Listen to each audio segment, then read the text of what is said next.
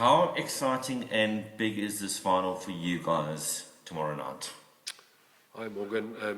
No, I mean, when we had the captain's run now and I stood outside on the stadium and see the stadium and see the field, and you reflect back on the season and you see where we were and where we are tomorrow, and it's a great privilege. And no,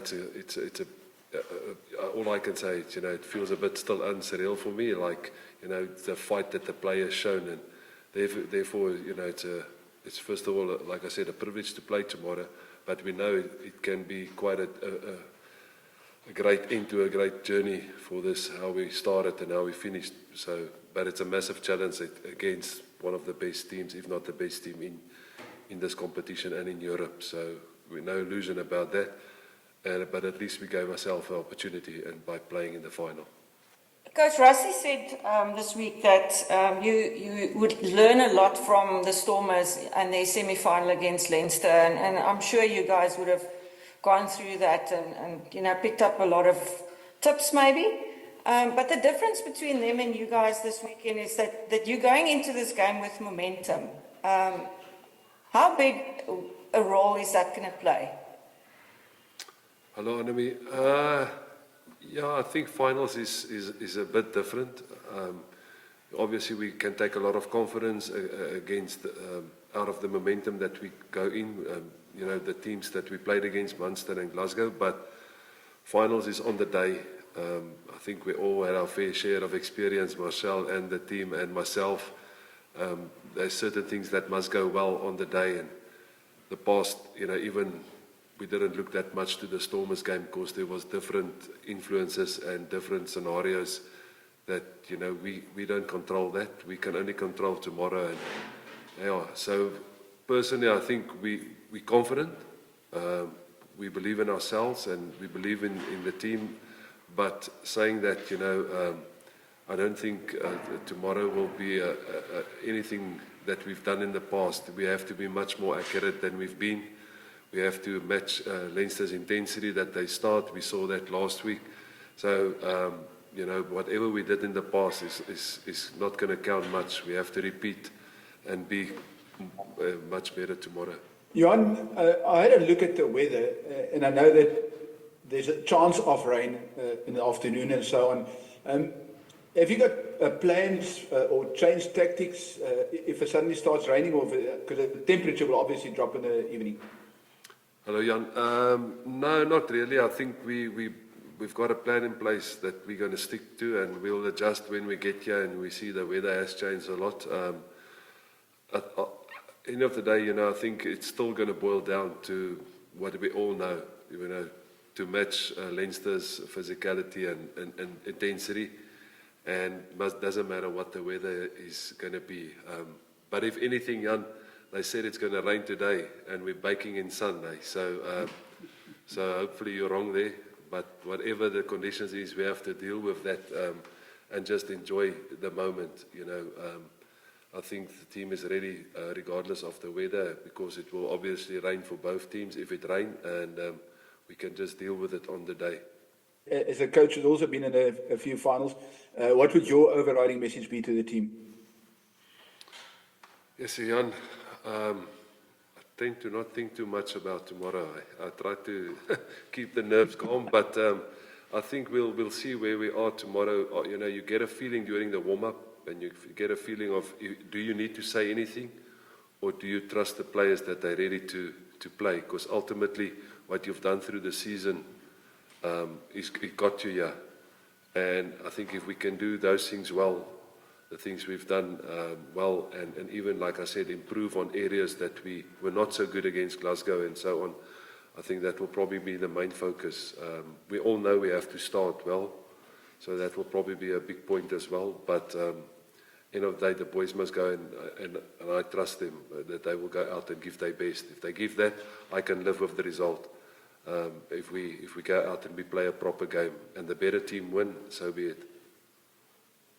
Just doubling down on the areas where you guys have achieved much success this season. Maybe for you, Johan, on the matter of Andrew Porter not being available, due to injury, and 2 relatively inexperienced loose-head props playing for Leinster. It's no secret that the Bulls have achieved much success in the scrums this season. Is that an area you're going to target again? Yes, Nicholas, I think I think in every game you aim to have set piece dominance, but you have to earn the right. It's not just going to happen.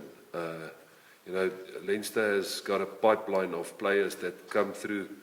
We see that yearly when they send maybe a team, and some of the internationals can't come to South Africa. They're competitive, they win games, so they've got a history of bringing through players and talented players. So for us to focus on one area, we know that they will pride themselves in that area as well. It will be massively wrong. You can't go out on the field and just think about scrum. There's so much outside of that. Defensively, we have to be strong. Our line-ups must be strong. Our attack must be good. So we obviously pride ourselves in our scrum, but the reality is it's not going to just happen. We must go out and work for that, and whatever the result is, that's just a small part of the game. It's pointless if you scrum well, but the other part is not well enough. So we didn't put like I said earlier, and it's not a cliche. We try to keep the week as simple as possible. We focus on ourselves like anything else. Our biggest thing was to get the energy into the boys and get over the travel. We didn't make a bigger thing about the scrums or a bigger thing about anything else than getting the boys to tomorrow's match and be ready to play.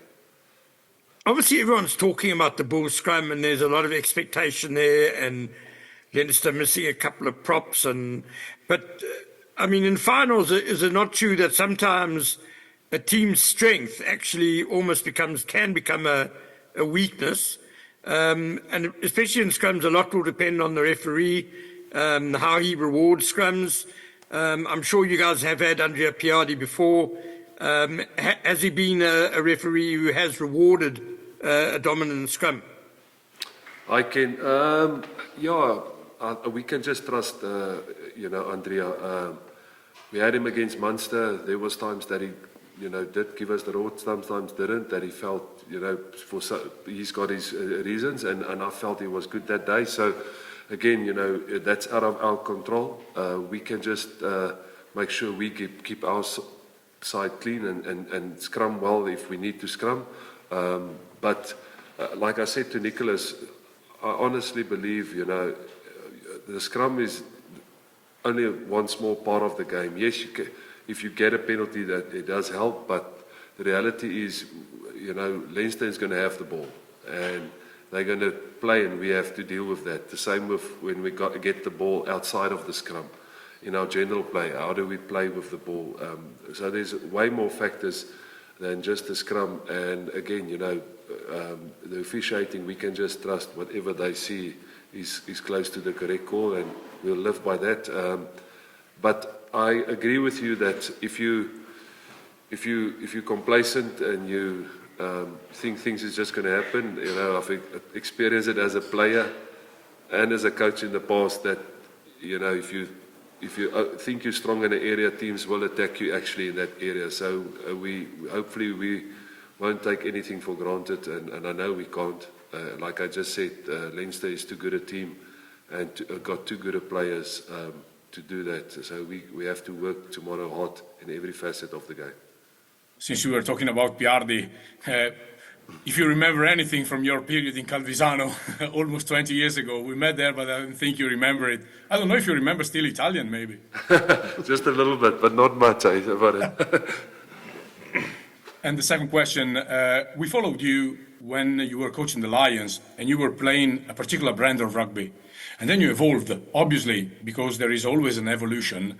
But is there also the idea that the way you are playing with the Bulls now is a way that is suitable for this kind of competition, while that kind of play at the Lions was suitable for just Super Rugby, if it makes sense? Yeah, hi Marina. I think, like I said, we're still in a development process at the Bulls. When I got to the Bulls, pre-season was already on, and there was a big learning curve for me, coming after 8 years back into South Africa since I left the Lions, and it's a new competition. When I left, we played Super Rugby, and I had time to build that team. We were 5 years together, 2 years, 1 year out of Super Rugby. Then we got a group together, and you know, you had a lot of time together as a team. You had no Springboks in the team, and we had a few years to build a certain brand. When I got to the Bulls, you probably got players that's got, you know, been coached at high level already. They've got a certain strength, and the team has a certain strength. And then you still want to try and change a few things, but you don't really have time, because some guys are at the Springboks, some guys are injured, some guys are playing Currie Cup, and I had to learn that you haven't got a one squad preparing for one competition like when I left in South Africa, and that was a big challenge for me. And then obviously to learn the players and what their strengths is and how we can play or not. And I think hopefully you guys saw we started to play a little bit more differently since January when Neil de Bruin came in, that knows me well. And so we will develop the skill set and everything as we go forward. But you must also acknowledge that the Bulls historically has got a certain DNA, and that you don't want to change too much of that as well. So it's to marry the styles that you want to play.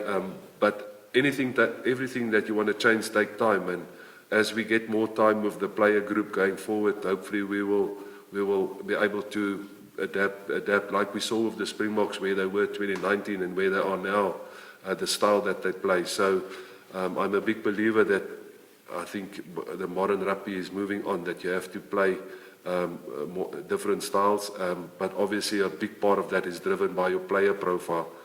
So hopefully we'll get there, but it is a building process at the moment. But that, you know, we're going to worry about that in the future. Now we're just happy to be in the final. We've spoken about Ruan playing his last game at length, you know, maybe the last 2 or 3 weeks already. Maybe you can tell us, you know, what special is being planned for him for this game? For me or for a visit, Annemie? Any one of you, and then Marcel, just before we finish this off, you can just maybe say a few words. I know you have in the past, but maybe this is the final hurrah for him, so let's just give him a good send-off. Annemie, I think obviously tomorrow is a big occasion, and you know, we know that ultimately the occasion deserves the respect more in a nice way than the individuals, because we're proud of what the individuals has achieved, and you know, I can just see why Ruan has achieved what he has achieved, the kind of person he is, and the same goes for Wilco Lowe that's finishing at the Bulls, Vodacom Bulls, and Kirkley Arendse. Those players as make a big mark. They left a big mark in the Vodacom Bulls history and team and the jersey, and we acknowledge that. But obviously tomorrow is about the final and about the 23 players, and hopefully we can put in a performance that will make the jersey proud, that will make them proud. And then for after the match, we'll obviously celebrate regardless and send them off, and because you can't take away what they achieved in one game. You know, you have to acknowledge what they've done. Ruan has been there, I think, since, 17, 18 years old, you know, so he's done his dues there.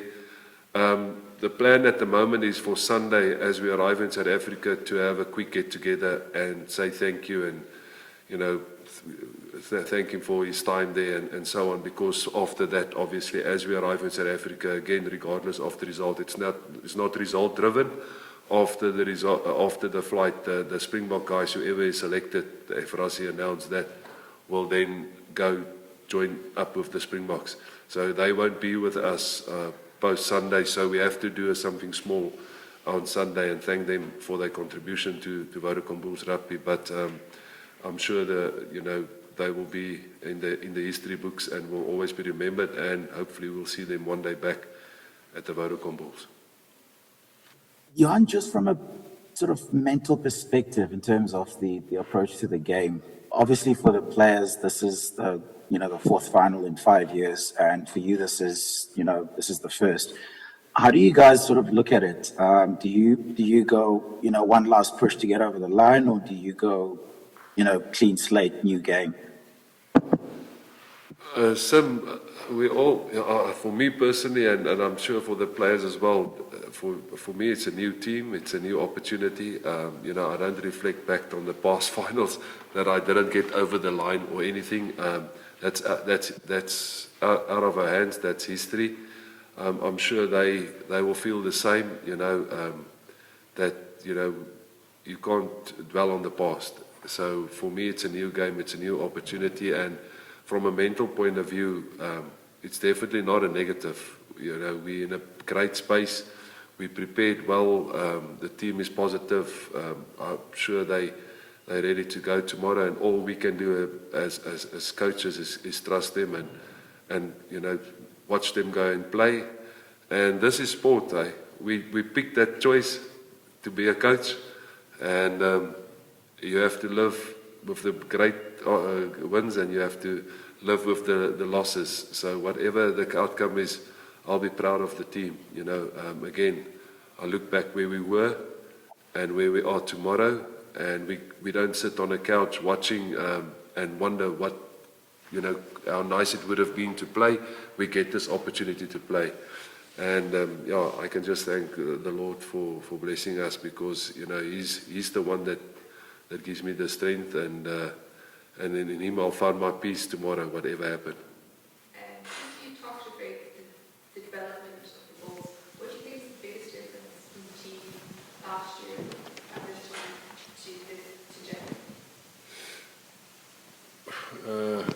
Marcel will probably know a bit better because he was involved last year, but for me personally it's still a journey, because obviously I'm still learning a lot, dealing with URC, specifically the competition and the demands of the competition was my first experience this year. I think this is our 11th or 14th. I don't know how many times we've flown come over to Europe, for either for the European competition or for URC. So there's a lot of learnings for me, and as we progress, I think hopefully we can even smooth and get some stuff. But I saw a team come together. I think the journey from where I came and where we're now for the specific season, I saw a team coming together, and that's the side that I enjoyed the most, because that's a big part of coaching, to create a team that wants to play for each other. But we're not, obviously, still haven't achieved anything, so we don't want to get carried away. But ultimately, coaching is a privilege, and it's